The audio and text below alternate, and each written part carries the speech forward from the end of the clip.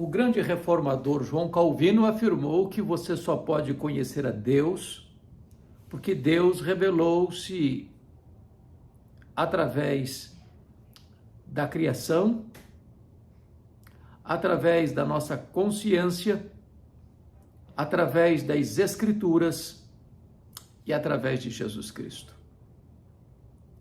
Deus é o Deus que se tornou conhecido porque Ele mesmo se apresentou. O nosso conhecimento de Deus não decorre da investigação, da pesquisa, da perquisição humana. Não é fruto da análise filosófica. Deus colocou as suas digitais na obra da criação. E a Bíblia diz que os céus declaram a glória de Deus e o firmamento anuncia as obras de suas mãos. Então, as digitais do Criador estão por toda parte. Na gota de um orvalho, nas galáxias, nos mundos estelares, nas aves que gorjeiam, nos animais que pululam os campos, nos peixes que singram as águas dos oceanos. Podemos ver Deus na face e no sorriso de uma criança, nas flores mimosas, nas montanhas empinadas aos céus, nos vales cobertos de trigo. O nosso Deus é o Deus que se revelou. Mas Ele se revelou também na nossa consciência, porque temos um tribunal moral dentro de nós. A consciência, ainda que embotada por causa do pecado, dá a cada um de nós o sentimento de certo e errado, do justo e do injusto. Então nós temos aqui dentro de nós esse tribunal. Mas ainda e sobretudo, Deus se revelou na sua palavra. A Bíblia é a palavra de Deus. É a revelação escrita de Deus. Este livro é inspirado, é inerrante, é infalível, é suficiente. Tudo quanto Deus quis que nós soubéssemos, Ele revelou em sua palavra. Aquilo que não está revelado pertence a Deus. E podemos então conhecer o propósito de Deus para a nossa vida. Podemos conhecer a história da nossa salvação, da nossa redenção. Podemos entender a obra de Cristo em nosso favor e a obra do Espírito Santo em nós, transformando-nos à imagem de Cristo. Podemos compreender à luz da Bíblia o grande propósito de Deus na história, que não é cíclica, que não está à deriva, que não está sem freios, ladeira abaixo, mas que é certamente teleológica, ela caminha para um telos, para um fim, para uma consumação, e a vitória garantida e segura é a vitória de Cristo e da sua igreja. Mas Deus se revelou de maneira plena, máxima, absoluta, na pessoa do seu Filho, Jesus Cristo. Ele é o resplendor da glória. Ele é a exata expressão do ser de Deus. Nele habitou e habita toda a plenitude da divindade. Ele veio para revelar o Pai. Ele é a exegese de Deus. Por isso pôde afirmar: quem me vê a mim, vê o Pai. Porque eu e o Pai somos um. O Salmo 19, escrito por Davi, revela para nós esta automanifestação de Deus. Traz para nós esta maneira linda e eloquente e tão retumbante como Deus revelou a si mesmo. E ele começa mostrando primeiramente a revelação natural dos versos 1 a 6, que é a natureza. Porque podemos ver Deus e os atributos invisíveis de Deus na obra que foi criada, diz Paulo na sua carta aos Romanos, capítulo 1, versículo 20. E então Davi começa assim: os céus proclamam a glória de Deus, e o firmamento anuncia as obras de suas mãos. É claro que quando Davi fez essa afirmação, e isso há 3.000 anos aproximadamente, a ciência da astronomia não estava tão desenvolvida como está hoje. Hoje nós sabemos que o nosso universo é vastíssimo, insondável. Hoje sabemos que o universo tem mais de 93 bilhões de anos-luz de diâmetro. Hoje nós sabemos que há mais estrelas no firmamento do que grãos de areia nos desertos e praias do nosso planeta. Hoje nós podemos compreender a majestade de Deus refletida nesta magnífica, extraordinária criação, entendendo que a matéria não é eterna, que o mundo não surgiu espontaneamente, que o mundo não é resultado de uma mega explosão cósmica casual, que o mundo não é fruto de uma evolução de milhões e milhões de anos, mas entendendo que este universo tão vasto, com leis tão cirúrgicas, com movimentos tão harmônicos, foi criado pelo próprio Deus. Os céus proclamam a glória de Deus. O firmamento anuncia as obras das suas mãos. Tudo ele fez com sabedoria.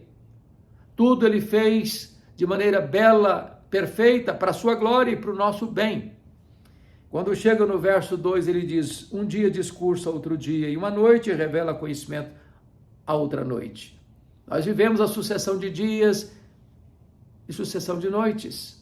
Um dia desponta, um dia se vai, uma noite começa, uma noite termina, dia após dia, semana após semana, mês após mês, ano após ano, década após década, século após século, milênio após milênio, e este universo está nesse pleno e harmônico movimento, de um dia discursar outro dia, de uma noite fazer menção a outra noite.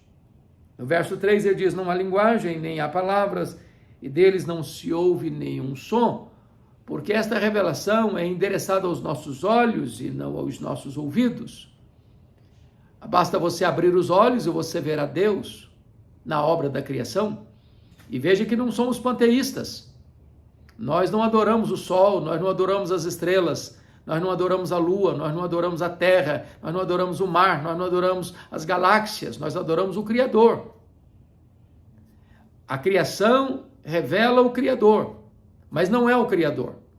O Criador está além da criação, está acima da criação, ele é independente da criação, é a criação que depende dele.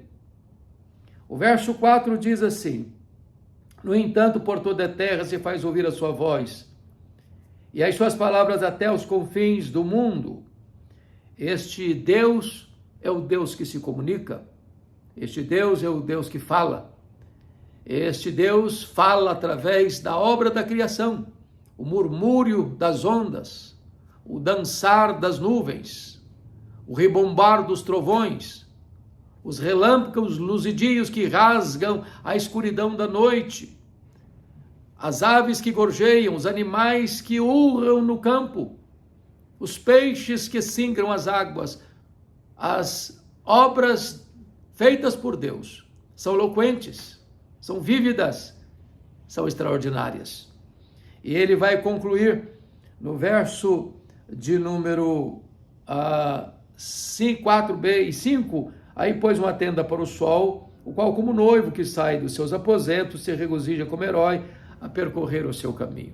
Bom, nós sabemos, pela questão das ciências astronômicas, que a Terra que gira em torno do Sol e não o contrário. Porém, na linguagem poética, até hoje nós ainda afirmamos: o Sol nasceu, o Sol se pôs, quando na verdade é a Terra que está girando. Porém, nesta linguagem, ele está dizendo que o Sol é como um noivo, garboso, ornado de luz, que faz o seu percurso, dia após dia, semana após semana, mês após mês, ano após ano, década após década, século após século, milênio após milênio, o mesmo percurso. Ele não se cansa, sempre o mesmo percurso, mostrando esse movimento harmônico da natureza. E então ele vai nos dizer no verso 6: principia na extremidade dos céus, até a outra vai o seu percurso, e nada refoge ao seu calor. Banha de luz, banha de calor, produz o efeito da fotossíntese, e a vida explode na terra, como resultado desta benfazeja influência do sol, que traz luz e calor, traz vida e traz explosão de entusiasmo em todo o nosso planeta. Então, a primeira verdade que Davi vai descrever nesse texto é que Deus se revelou através da natureza que ele mesmo criou. Isso é tão importante entender. Num mundo que está cada dia mais secularizado, que empurra Deus para a lateral, que afirma, sem provas, de que o mundo surgiu espontaneamente ou mediante uma evolução de milhões de anos, nós cremos que Deus criou no princípio os céus e a terra. Nós cremos que criacionismo não é artigo de fé, nem de religião, é artigo de ciência. O que nós cremos pela fé é que este mundo que foi criado por Deus. E Deus, ao criar o universo, revela-se a si mesmo, na sua majestade e grandeza, a ponto de Isaías afirmar que ele mede as águas na concha da sua mão, pesa o pó das montanhas em balança de precisão, mede os céus a palmos, espalha as estrelas no firmamento e, por ser forte em força e grande em poder, quando as chama pelo nome, nem uma só delas vem a faltar. Este é o Deus que olha para as nações da terra e considera todas elas como um pingo que cai num balde, como um pó numa balança de precisão, como um vácuo, como nada, como menos do que nada. Este é o Deus majestoso, autoexistente, infinito, imenso, eterno, imutável, onipotente, onipresente, onisciente, transcendente, soberano, o Deus Criador, que se revelou na obra criada. Mas agora, Davi vai fazer uma transição da revelação natural para a revelação especial. Da revelação endereçada aos nossos ouvidos, à revelação endereçada aos nossos olhos. Agora ele vai falar da lei de Deus, da palavra de Deus. E ele começa no verso 7, assim: a lei do Senhor é perfeita e restaura a alma. A palavra de Deus é perfeita. Não tem erro, não tem contradição, não tem equívoco. Como disse Jesus, a Escritura não pode falhar, porque toda ela é inspirada pelo Espírito Santo de Deus. Ela é perfeita, e ao ser perfeita, ela restaura a nossa alma. Nas horas mais tristes, mais doídas da vida, das lágrimas mais quentes, da dor mais atroz, dos vales mais profundos, das crises mais medonhas, quando você lê a palavra de Deus, ela conforta você, ela anima você, ela restaura a sua alma. E ele prossegue e diz: o testemunho do Senhor é fiel e dá sabedoria aos simples. Esta palavra é fiel. Ele é a palavra do próprio Deus que é fiel. E ela vem para abrir os olhos do nosso entendimento, clarear a nossa mente, endereçar-nos pelas veredas da justiça. Ela é a fonte inesgotável de sabedoria. E até as pessoas mais simples, sem tanta formação acadêmica, podem compreender o significado da vida, podem entender as coisas mais intrincadas da vida, porque o homem natural não discerne as coisas de Deus. Mas o Espírito Santo que habita em nós e nos ilumina os olhos para entendermos as Escrituras, ela sim nos dá sabedoria para vivermos de maneira superlativa e abundante. O verso 8 diz assim: os preceitos do Senhor são retos e alegram o coração. O mandamento do Senhor é puro e ilumina os olhos. Então, são retos e puros os mandamentos de Deus. E dois resultados são apresentados: alegra o coração. Vivemos num mundo marcado de tanta dor, de tanta tristeza, de tanto choro, de tanta angústia. Quantas pessoas deprimidas, quantas pessoas ansiosas, quantas pessoas atentando contra a própria vida, quantas pessoas que perderam o sabor da vida, o sentido da vida. E a Escritura diz que a palavra de Deus alegra o coração. Leia a Bíblia, medite na Bíblia, internalize a Bíblia, saboreie a Bíblia. E você desfrutará desta alegria, a alegria que vem para o coração. Esta palavra ilumina os olhos. Num mundo de tanta cegueira, num mundo tão estressado, num mundo tão esgarçado, num mundo de corda tão esticada, onde prevalece o ódio, o ranço, a amargura, a disputa, a querela, a briga, a guerra, a confusão, esta palavra traz para nós iluminação para os olhos, discernimento das coisas, a importância das Escrituras. Mas o verso 9 diz assim: o temor do Senhor é límpido, não tem mancha, não tem mácula. O temor do Senhor permanece para sempre. Os juízos do Senhor são verdadeiros e todos igualmente justos. Não há trapaça na Bíblia, não há engodo, engano, não há mentira, não há qualquer coisa para falsear a verdade ou para ser um laço para os seus pés. Entregue-se à leitura das Escrituras para você viver e desfrutar desta vida plena.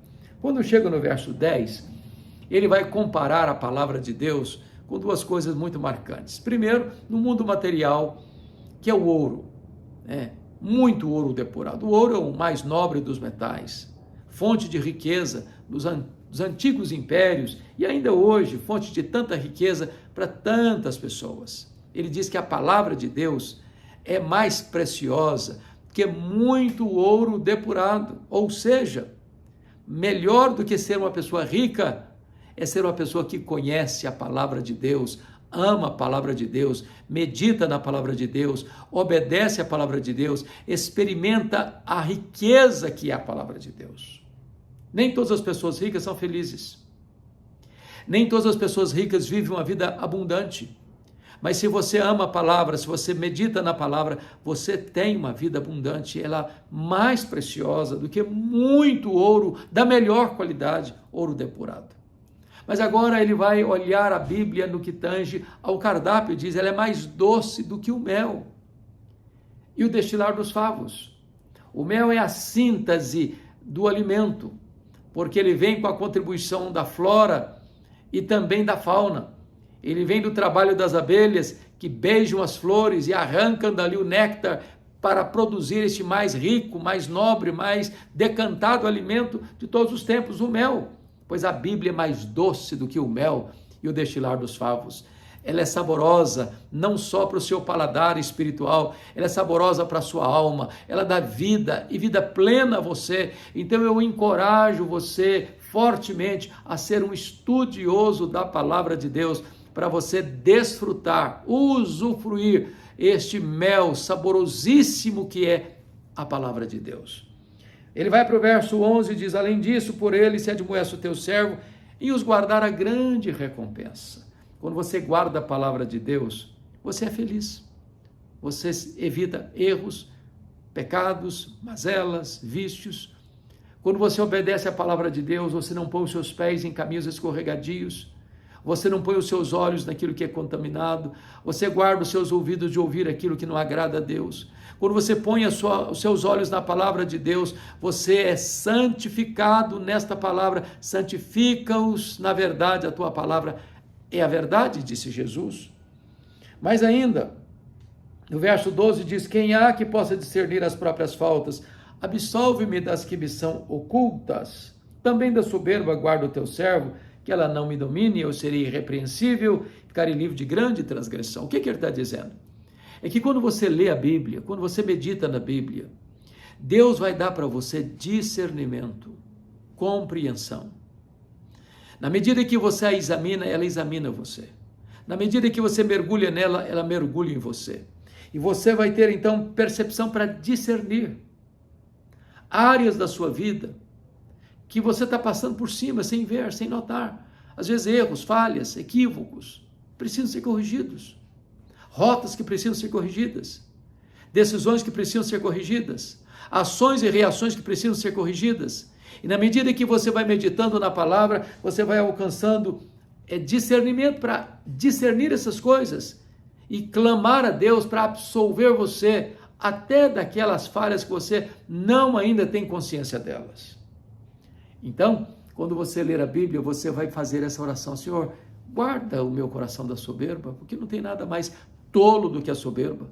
não tem nada mais fútil do que a arrogância, do que ter o narizinho empinado, peito estufado. Não dá para você conhecer a Deus e ser vaidoso. Não dá para você conhecer os seus próprios pecados e ser vaidoso. Na medida que você vai estudando a palavra de Deus, ela vai lendo você, vai examinando você, vai transformando você, vai arrancando do seu coração a soberba, a vaidade, dando a você a possibilidade de viver uma vida plena, maiúscula, abundante e feliz. Mas eu quero concluir com o verso 14, quando agora Davi vai fazer uma oração a Deus, e diz assim: as palavras dos meus lábios e o meditar do meu coração sejam agradáveis na tua presença, Senhor, rocha minha e redentor meu. Agora este homem está orando para que as suas palavras sejam agradáveis na presença de Deus.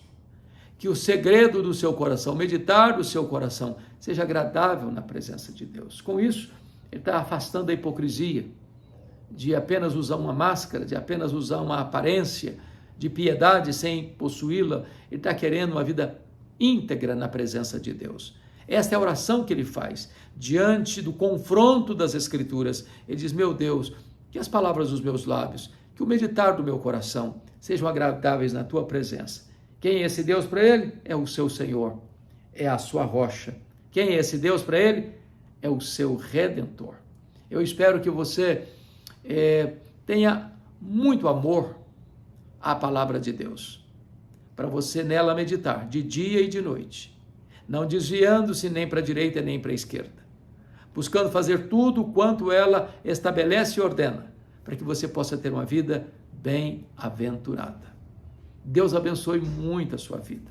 Deus abençoe o seu coração.